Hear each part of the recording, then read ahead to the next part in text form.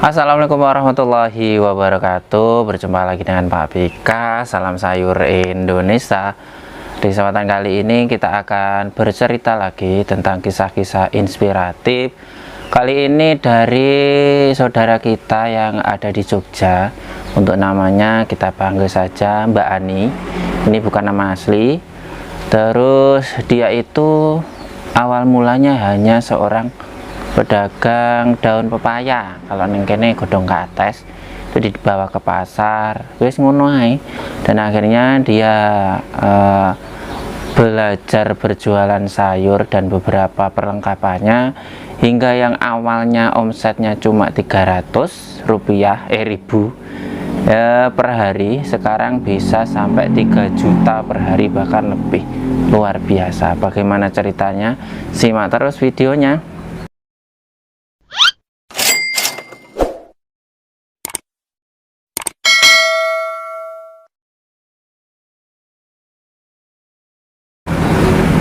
Sekitar beberapa tahun yang lalu, sebelum saya kenal Mas Agus, di video sebelumnya itu ada seorang wanita, sebut saja Mbak Ani, yang rumahnya itu daerah Jogja. Desanya saya belum berani mengasih tahu ya.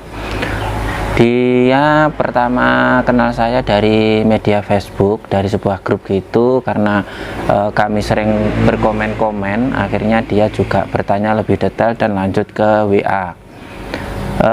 Dia berinisiatif berjualan sayur karena ada kendala pekerjaan setahu saya. Akhirnya dia ingin mengembangkan usahanya, yang awalnya dia cuma pencari daun pepaya, dan pepaya itu kemudian diuntingi, dibawa ke pasar.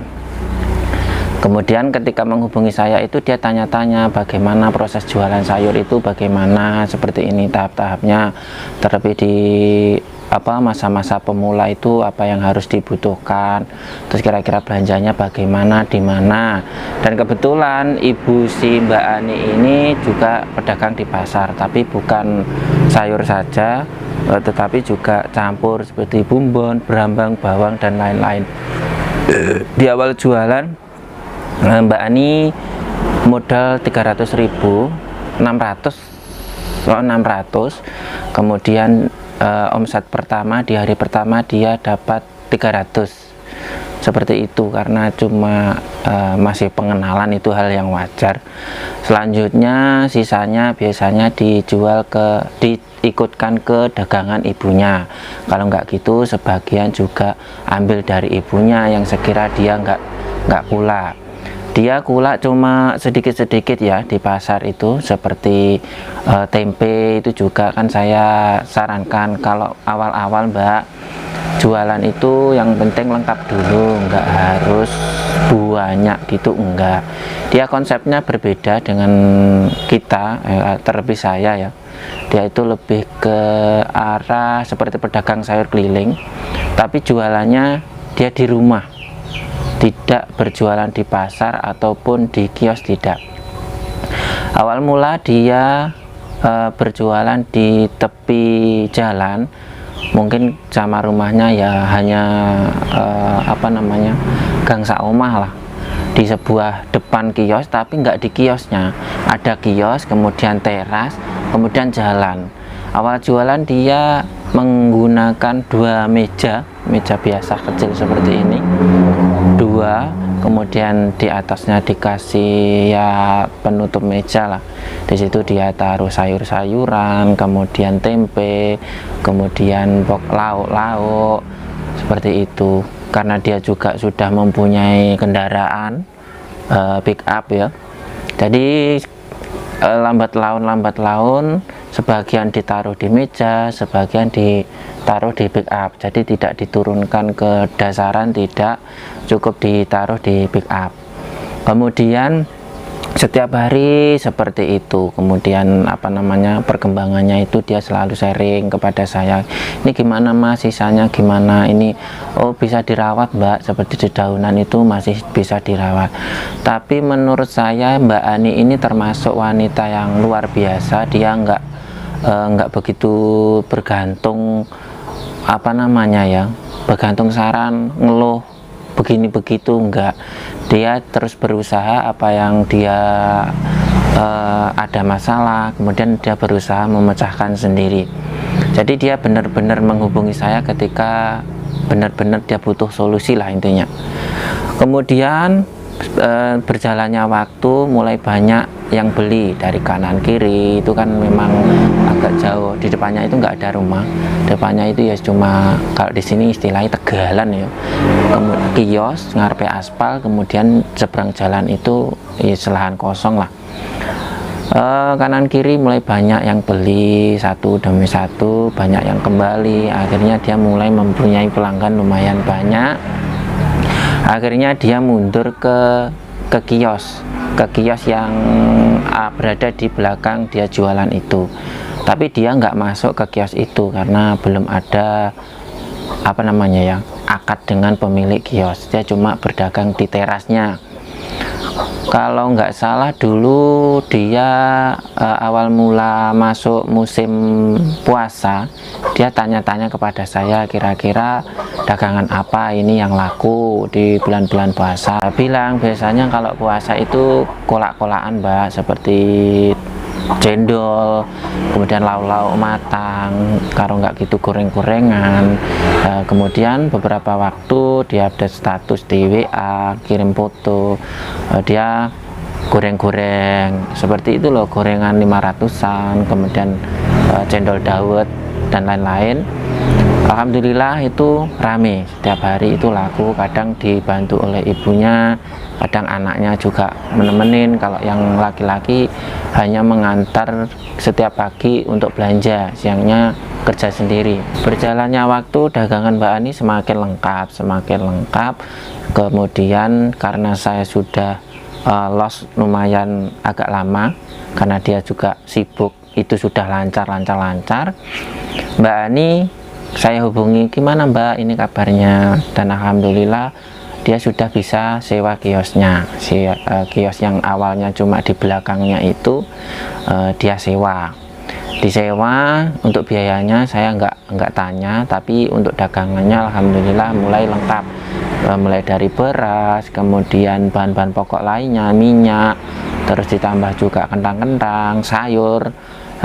Karena itu sudah terlihat ramai dan pelanggannya banyak, Mbak Ani ini hatinya itu baik, jadi memberikan kesempatan untuk tetangga-tetangga yang ingin menitipkan dagangan seperti gorengan, kemudian itu loh, masakan matang. Kalau di sini dulu 5.000-an, 3.000-an dititipkan ke Mbak Ani. Sistemnya per item itu Mbak Ani dikasih 500. Jadi misal membawa 10 biji laku semua, Mbak Ani dapat 5.000 ya. Dari sananya ya nggak tahu, cuma dikasih harga ini diecer 5.000. Jadi nanti bayarnya jika habis 10 Mbak Ani bayar 45, yang 5.000 untuk Mbak Ani.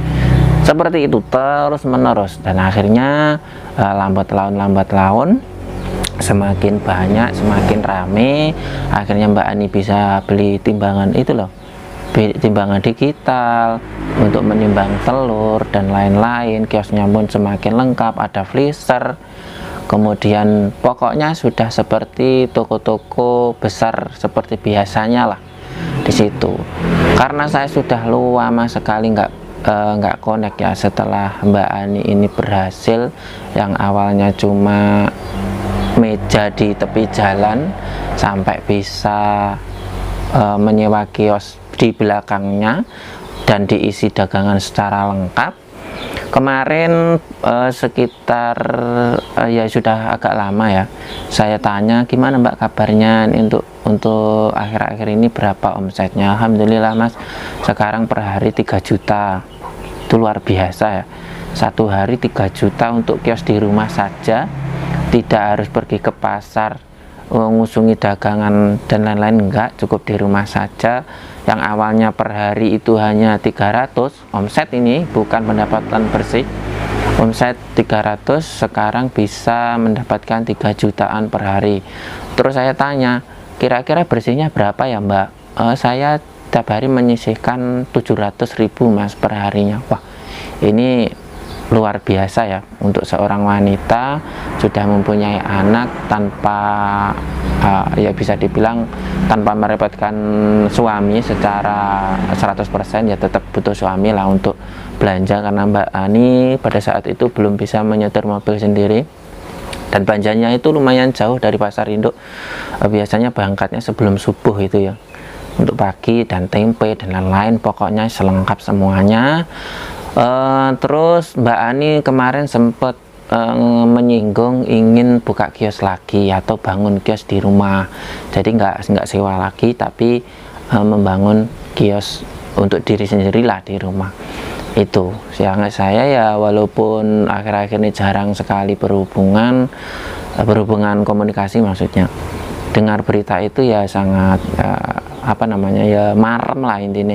Perjuangan dia yang awalnya cuma pedagang godong kates daun pepaya diuntingi didol ning pasar, dan dia bisa menjelma menjadi pedagang sayur yang awalnya juga cuma di pinggir jalan, berkembang mundur lagi ke emper kios, mundur lagi malah bisa sewa kiosnya. Dan setiap hari sekarang itu ruame sekali. Kalau di kelas rumahan itu ya sangat bagus lah ya.